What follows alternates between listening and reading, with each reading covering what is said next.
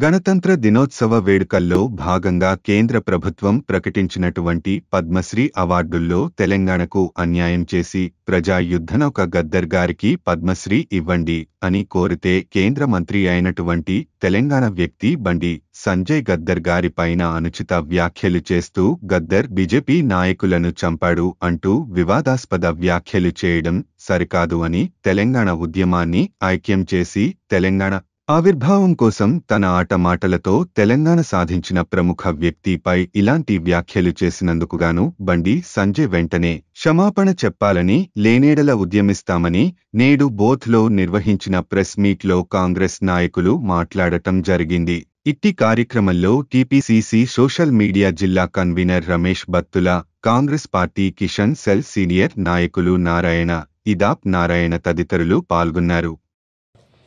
ఏదైతే కేంద్ర ప్రభుత్వం 76వ గణతంత్ర దినోత్సవం రోజు భారతదేశంలోనే అత్యుత్తమైన అవార్డులలో ఒకటైనటువంటి పద్మశ్రీ అవార్డులను ప్రకటించిందో తెలంగాణకు పూర్తిగా అన్యాయం చేసింది.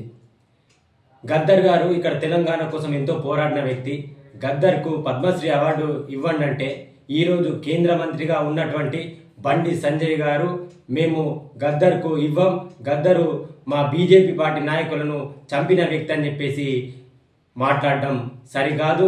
ఆయన మన తెలంగాణ కోసం తన ఆట పాట మాటతో ఎంతో మందిని ఐక్యం చేసి సాధించిన వ్యక్తులలో ఒకరు. అలాంటి వ్యక్తి పైన ఇలాంటి మాటలు మాట్లాడడం అంటే తెలంగాణ రాష్ట్ర ప్రజల్ని అవమానించడమే.